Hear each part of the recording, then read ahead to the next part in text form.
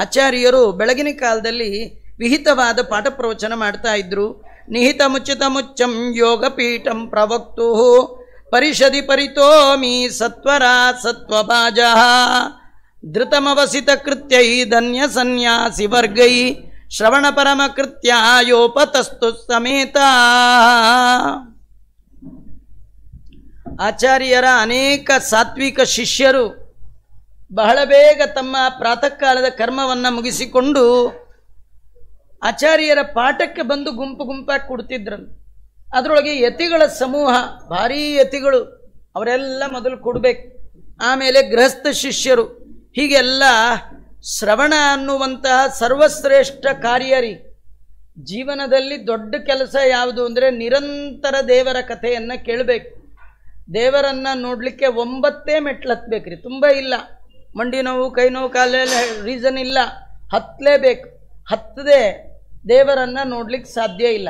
ಆದರೆ ಮೆಟ್ಲು ಲಿಮಿಟ್ 9 ಮೆಟ್ಲು. ಶ್ರವಣ, ಕೀರ್ತನ, ಸ್ಮರಣ, ಪಾದಸೇವನ, ಅರ್ಚನಾ, ವಂದನ, ದಾಸ್ಯ, ಸಖ್ಯ, ಆತ್ಮನಿವೇದ. 9 ಏರಿ ನಿಂತರೆ 10 ಪೂರ್ಣನಾದ ಪರಮಾತ್ಮ ನಿಮಗೆ ಕಾಣ್ತಾನೆ. ಕಾಣ್ಬೇಕಾದ್ರೆ 9 ಏರ್ಬೇಕು. 9ರಲ್ಲಿ ಮೊದಲನೇ ಮೆಟ್ಲು ಶ್ರವಣ. ನಿಮಗೆ ಆಶ್ಚರ್ಯ ಅಂದರೆ ಈ ಮಧ್ವ ಮತದಲ್ಲಿ ಬಂದಾಗ ಮಧ್ವಾಚಾರ್ಯರನ್ನು ಗುರುಗಳು ಅಂತ ಒಪ್ಪಿಬಿಟ್ರೆ ಈ ಗಾಂಧಿ ಜಯಂತಿ ದೀಪಾವಳಿಗೆಲ್ಲ ಆಫರ್ ಕೊಡ್ತಾರಲ್ಲ, ಹಾಗೆ ಮಧ್ವ ಮತಕ್ಕೆ ಬಂದವ್ರಿಗೆ ಆಫರ್ ಏನಂದರೆ 1 ಮೆಟ್ಲು ಹತ್ತಿದ್ರೆ ಸಾಕು, 8 ಮೆಟ್ಲು ದೇವರು ಹತ್ತಿಸ್ತಾನೆ. ಇನ್ನು 8 ಫ್ರೀ, ಬೈ 1 ಗೆಟ್ 1 ಅಲ್ಲ, ಬೈ 1 ಗೆಟ್ 8. 8 ನಿಮಗೆ ಫ್ರೀ. ಯಾರಿದೆ ರೀ ಹಿಂಗೆ ಮಾಡೋರು? ಯಾರಿದ್ದಾರ್ರಿ? ನೀವು ನೋಡಿ, ಪುಟ್ಟ ಪುಟ್ಟ ಮಕ್ಕಳು ಆಡ್ತಾ ಇರುವಾಗ ಮಕ್ಕಳ ಆಟ ಪಾಠವನ್ನು ನೋಡಲಿಕ್ಕೆ ಅಮ್ಮ ಅಟ್ಟದ ಮೇಲಿದ್ದರೆ, ಉಪ್ಪರಿಗೆ ಮೇಲಿದ್ದರೆ ಅಮ್ಮನ ನೋಡಿದ ಮಗು ನಾನು ಅಮ್ಮನ ಹತ್ರ ಹೋಗಬೇಕು ಅಂತ ಹೇಳಿ ಮೆಟ್ಲು ಕಡೆ ನೋಡಿ ಒಂದೇ ಒಂದು ಮೆಟ್ಲು ಹತ್ತು ಬಿಟ್ಟರೆ ಸಾಕು, ಆ ತಾಯಿಗೆ ಭಯ. ಇದು ನನ್ನ ಹತ್ರ ಬರೋಬರದಲ್ಲಿ ಎಡವು ಗಿಡ ಬಿದ್ದರೆ ಏನು ಮಾಡಬೇಕು ಅಂಥೇಳಿ ಎತ್ತರದ ತಾಯಿ ಕೆಳಗಿಳಿದು ಬಂದು ಮಗುವಿನ ಕೈ ಹಿಡಿದು ಉಳಿದೆಲ್ಲ ಮೆಟ್ಟಲನ್ನು ಹತ್ತಿಸುವಂತೆ ದೇವರ ಕಡೆ ನೋಡ್ತಾ ಮಧ್ವಾಚಾರ್ಯರನ್ನು ನಂಬಿ ಶ್ರವಣ ಅನ್ನುವ ಶ್ರೇಷ್ಠ ಕಾರ್ಯ ಒಂದು ಶುರು ಮಾಡಿಬಿಟ್ರೆ ಸಾಕು. ಇನ್ನು 8 ಯಾರು ಮಾಡಿಸ್ತಾರೆ? ಭಗವಂತ ಆರಾಮ್ಸೆ ಮಾಡಿಸ್ತಾನಂತೆ. ಹೀಗಾಗಿ ಶ್ರವಣ ಪರಮಕೃತ್ಯ ಯೋಪತಸ್ತು ಸಮೇತ. ಪರಮಕೃತ್ಯ ಶ್ರವಣ ಮಾಡುವಂಥದ್ದು ಭಾರೀ ದೊಡ್ಡ ಕಾರ್ಯ. ಅದಕ್ಕೆ ಎಲ್ಲರೂ ಬಂದು ಕೂತ್ಬಿಟ್ಟಿದ್ದಾರೆ. ನೋಡಿ, ನಿಮಗೆ ಆಶ್ಚರ್ಯ, ದಾಸರಾಯರು ಹಾಡಲ್ಲಿ ಹೇಳ್ತಾರೆ, ಸ್ನಾನವನ್ನು ಬಿಟ್ಟು ಹರಿಕಥೆಯ ಕೇಳಬೇಕಂತ. ಸ್ನಾನ ಬಿಟ್ಟು ಅಂದರೆ ಹರಿಕಥೆಗೆ, ದೇವ್ರ ಕಥೆಗೆ ಬರುವಾಗ ಸ್ನಾನ ಮಾಡದೆ ಬರಬೇಕು ಅಂತಲ್ಲ. ಮತ್ತೇನಂದರೆ ಪ್ರವಚನ ಶುರುವಾಗ್ಬಿಟ್ಟಿದೆ, ನಿಮ್ದೇನೋ ಪ್ರಾಬ್ಲಮ್, ಸ್ನಾನ ಆಗಿರಲಿಲ್ಲ, ಬಿಡಿ ಅಂತ ಬೇಡ ಅಂತಾರೆ. ಮೊದಲು ಬಂದು ಪ್ರವಚನ ಕೇಳ್ರಿ. ಯಾವ ಕಾರಣಕ್ಕೂ ಪ್ರವಚನ ಮಿಸ್ ಮಾಡ್ಕೊಳ್ಬಾರ್ದು. ದೇವರ ಬಗ್ಗೆ ಎಲ್ಲಿಯಾದರೂ ಶ್ರವಣ ಕಾರ್ಯಕ್ರಮ ನಡೀತಾ ಇದೆ ಅಂದರೆ ಬಿಡದೆ ಕೇಳಬೇಕಂತ. ಬೇಕಾದ ಕೆಲಸ ಇಲ್ಲ ಅಲ್ಲ. ಏನಾಚಾರ ಹೇಳ್ತಾರೆ, ಹೇಳಿದ್ದೇ ಹೇಳ್ತಾರೆ. ಅದೇ ನೆನ್ನೆ ಬಂದಾಗಲೂ ಅದೇ ಹೇಳಿದ್ದು, ಹೋದ ವರ್ಷನೂ ಅದೇ ಹೇಳಿದ್ದು, ನಮಗೆಲ್ಲ ಗೊತ್ತಿದೆ. ಹೀಗೆ ಅಂದ್ಕೊಂಡು ಕೇಳದೆ ಇರಬಾರ್ದಂತೆ. ದಾಸರು ಮತ್ತೊಂದು ಹೇಳ್ತಾರೆ, ಅತಿ ಜ್ಞಾನಿಯಾಗಬೇಕು, ಅತಿ ಜ್ಞಾನಿಯಾಗಬೇಕು, ಹರಿಕಥೆ ಕೇಳಬೇಕು, ಇರಬೇಕು ಹರಿದಾಸರ ಸಂಗ, ಪರಮಜ್ಞಾನಿಗಳ ದಯ ಸಂಪಾದಿಸಬೇಕು, ಇರಬೇಕು. ತುಂಬ ಜ್ಞಾನಿಯಾಗಿರ್ಬೇಕಂತೆ. ಇವನು ತುಂಬ ಓದ್ಕೊಂಡವ. ಹೇಗೆ ಗೊತ್ತಾಗತ್ತೆ ಅಂದರೆ ದೇವರ ಪ್ರವಚನವನ್ನು ಭಕ್ತಿಯಿಂದ ಕೇಳ್ತಾ ಇದ್ದಾನೆ ಅಂದರೆ ಅವ್ರಿಗೆ ಮಾತ್ರ ಅರ್ಥ ಆಗತ್ತಿರಲಿಲ್ಲ. ನಿಮಗೆ ಹೇಳಬೇಕಾದ್ದು, ಪ್ರಾತಸ್ಮರಣೀಯರಾದ ಪೇಜಾವರ ಸ್ವಾಮಿಗಳು ಅವರು ಎಷ್ಟು ಜನ ಸುಧಾ ವಿದ್ವಾಂಸರನ್ನು ತಯಾರು ಮಾಡಿದ್ದಾರೋ ಲೆಕ್ಕ ಇಲ್ಲ ರೀ. ಎಲ್ಲ ಶಾಸ್ತ್ರದಲ್ಲಿ ತಳಸ್ಪರ್ಶಿ ಪಾಂಡಿತ್ಯ ಅವರದು. 18 ವಯಸ್ಸಿಗೆ ಕಾಶಿಯಲ್ಲಿ ಅನೇಕ ಜನರನ್ನು ವಾದದಲ್ಲಿ ಗೆದ್ದ ಮಹಾನುಭಾವರು. ಆದರೆ ಅವರು 80-85ರಲ್ಲಿ ಪರ್ಯಾಯದಲ್ಲಿ ಪ್ರವಚನಗೆ ಯಾವ ಒಂದು ಮಗು ಮಾಡಲಿ ಭಾಳ ಶ್ರದ್ಧೆಯಿಂದ ಕೇಳೋರು. ನಾವು ಆಚಾರ್ಯ ಏನು ಹೇಳ್ತಾರೆ, ಇವರೇನು ಹೇಳ್ತಾರೆ, ನಂಗೆ ಗೊತ್ತಿಲ್ಲದ್ದು ಏನು ಹೇಳ್ತಾರೆ, ಯಾರು ಹೇಳ್ತಾರ್ರಿ? ಇಲ್ಲೇ ಇಲ್ಲ, ಅವ್ರಿಗೆ ಗೊತ್ತಿಲ್ಲದ್ದು ಯಾರಿಗಾರು ಹೇಳಲಿಕ್ಕೆ ಬರುತ್ತಾ? ಆದರೂ ಬಹಳ ದೇವರ ಕಥೆ ಅಂದರೆ ಸಾಕು. ಭುವನ ಪಾವನ ಬೆನಿಪಲ ಕುಮೀದವನ ಮಂಗಳ ಕಥೆಯ ಪರಮೋತ್ಸವದಿ ಕಿವಿಗೊಟ್ಟ ಆಲಿಪುದು ಭೂಸುರರು. ಭೂಸುರ ಅಂದರೆ ಬ್ರಾಹ್ಮಣ. ಬ್ರಾಹ್ಮಣ ಅಂತ ಯಾರನ್ನು ಕರಿಬೇಕು ಅಂದರೆ ಯಾರ ದೇವರ ಕಥೆನ ಇಂಟ್ರೆಸ್ಟಿಂದ ಕೇಳ್ತಾನೆ, ನಿತ್ಯ ಕೇಳ್ತಾನೆ, ಅವನೇ ಬ್ರಾಹ್ಮಣ ಅಂತೆ. ನಾವು ಬ್ರಾಹ್ಮಣರಲ್ಲ, ನಾವು ಬರೀ ಮಂಡ್ರು. ಮಂಡ್ರು ಅಂದ್ರೆ ಗೊತ್ತಲ್ಲ, ಏನು ಹೇಳಿದ್ರು ಕೇಳಲ್ಲ, ಅದಕ್ಕೆ ಮಂಡ್ರು ಅಂತಾರೆ. ಆಚಾರ್ಯರ ಬಳಿ ಅನೇಕ ಜನ ಶಿಷ್ಯರಿದ್ರಂತೆ. ಸಪದಿದದುಷರೇಕೆ ವಾಚನೀಯಾದಿ ಭಾಗಂ. ಈ ಪಾಠದಲ್ಲಿ ಕೆಲವು ಕ್ರಮ, ಸಚಿಂತನ ಪಾಠ, ನಿಶ್ಚಿಂತನ ಪಾಠ. ಕೆಲವರು ಬ್ರಿಲಿಯಂಟ್ ಇರ್ತಾರೆ, ಕೆಲವರು ತಲೆಗೆ ಹೋಗಲ್ಲ. ಎಲ್ಲರೂ ಒಂದೇ ಅಲ್ಲ ರೀ. ಯೂನಿಫಾರ್ಮ್ ಒಂದಾಗ್ಬೋದು, ಅದು ಇವಾಗ ಬೇಡ ಅಂತ ಶುರು ಮಾಡಿಬಿಟ್ಟಿದ್ದಾರೆ. ಇವೆಲ್ಲ ಒಂದೇ ಏನು ಒಂದು ಮಾಡ್ತೀರಿ, ಮಾಡಿ ನೋಡೋಣ. ಮಾಡಲಿಕ್ಕಾಗಲ್ಲ.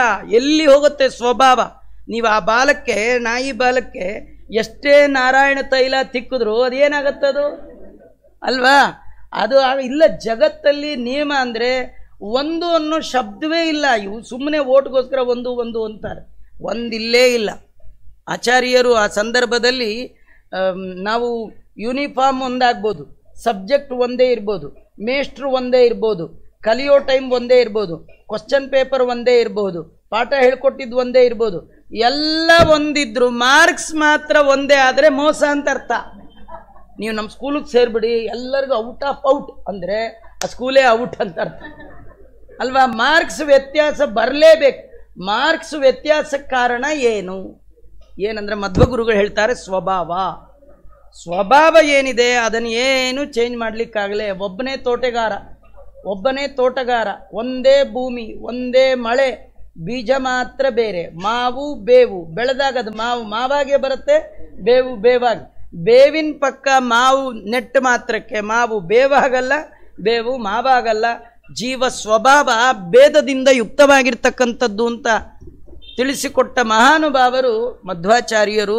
ಹೀಗೆ ಆಚಾರ್ಯರ ಬಳಿ ಇರುವ ಶಿಷ್ಯರು ಕೂಡ ಕೆಲವರು ಪಠ್ಯದ ಆದಿ ಭಾಗವನ್ನು ಚೆನ್ನಾಗಿ ಅಭ್ಯಾಸ ಮಾಡಿ ಚಾತುರ್ಯದಿಂದ ಅದನ್ನು ಆಚಾರ್ಯರ ಬಳಿ ಒಪ್ಪಿಸೋದು, ಕೆಲವರು ಮಧ್ಯಭಾಗ. ಹೀಗೆ ಅವರವರ ಯೋಗ್ಯತೆಗೆ ಅನುಗುಣವಾಗಿ ಆಚಾರ್ಯರ ಗ್ರಂಥದ ಅಧ್ಯಯನ ಎಲ್ಲರೂ ಒಂದೇ ಕ್ರಮದಲ್ಲಿ ಮಾಡಲಿಕ್ಕೆ ಸಾಧ್ಯ ಇಲ್ಲ. ಮಹಾನಂದ ತೀರ್ಥಸ್ಯ ಯೇ ಭಾಷ್ಯ ಭಾವಂ ಮನೋವಾಗ್ಭಿರಾವರ್ತಯಂತೆ ಸ್ವಶಕ್ತಿಯ ಸುರಾಧ್ಯ ನರಾಂತ ಮುಕುಂದ ಪ್ರಸಾದ ಇಮಂ ಮೋಕ್ಷಮೇತೆ ಭಜಂತೆ ಸದೇತಿ.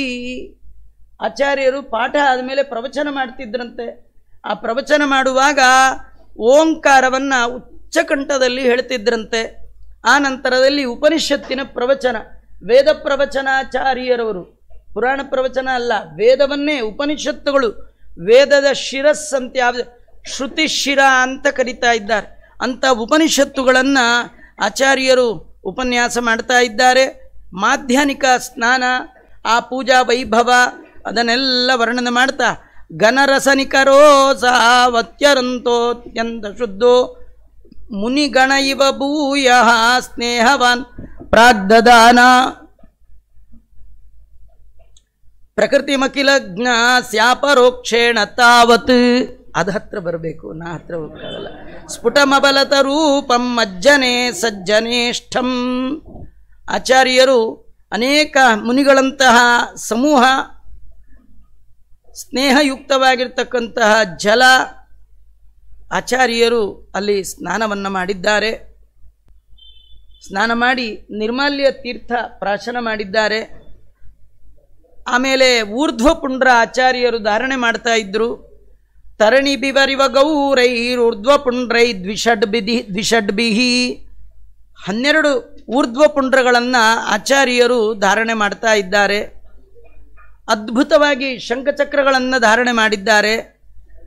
ಆಚಾರ್ಯರ ವರ್ಚಸ್ಸು ಅಂತ ಆಚಾರ್ಯರ ಪಾದದ ಜಲ, ಪಾದೋದಕ ಮಹಿಮಾ ಇದನ್ನೆಲ್ಲ ವರ್ಣನೆ ಮಾಡಿ ಆ ನಂತರದಲ್ಲಿ ಆಚಾರ್ಯರ ಪೂಜೆಗೆ ಮೊದಲು ಕಲಶ ಪೂಜೆ, ಶಂಖ ಪೂಜೆ ಕ್ರಮವಾಗಿ ಏನು ಹೇಳಿದ್ದಾರೆ ಅದನ್ನೆಲ್ಲ ಮಾಡಿ ದೇವರಿಗೆ ಅಭಿಷೇಕಾದಿಗಳನ್ನು ಮಾಡಿ ಗಂಧಾದಿಗಳ ಸಮರ್ಪಣೆ ಮಾಡಿ ಪುಷ್ಪವನ್ನು ಸಮರ್ಪಣೆ ಮಾಡ್ತಾ ಇದ್ರಂತೆ.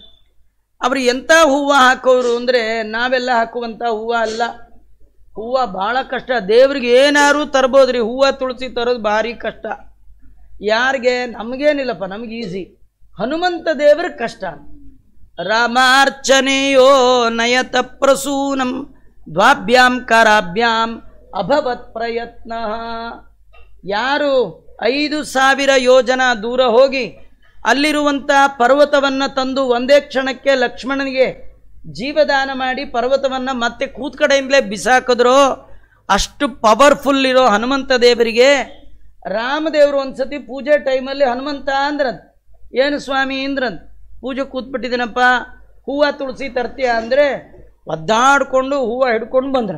ಯಾಕೋ ಇಷ್ಟು ನಡುಗ್ತಾ ಇದೆಯಾ? ಅಯ್ಯೋ ನಿಮಗೇನು ಗೊತ್ತು ತುಳಸಿ ತರೋ ಪ್ರಾಬ್ಲಮ್. ತುಳಸಿ ತರೋದು ಹೂವು ತರೋದು ಭಾರಿ ಕಷ್ಟ ರೀ. ಈ ತುಳಸಿ ಹೂವು ಇದೆಯಲ್ಲ ಅದು ಕುತ್ತಿಗೆ ಮೇಲೆ ಇರಬಾರ್ದು, ಹೊಕ್ಕಳಿನ ಕೆಳಗಿಟ್ಕೊಳ್ಬಾರ್ದು, ಮುಖದ ಗಾಳಿ ಬೀರಬಾರ್ದು.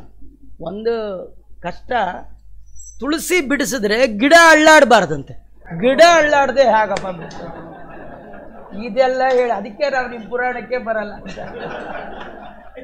ಅಲ್ಲ, ನಮಗೆ ಬರಲ್ಲ ಅಂತ ತಿಳ್ಕೊಳ್ಬೇಕು. ಅದು ಅದೇನಂದ್ರೆ ತುಳಸಿ ಬಿಡಿಸುವಾಗ ತುಳಸಿ ಗಿಡ ಅಲ್ಲ, ಅದು ದೇವತೆ.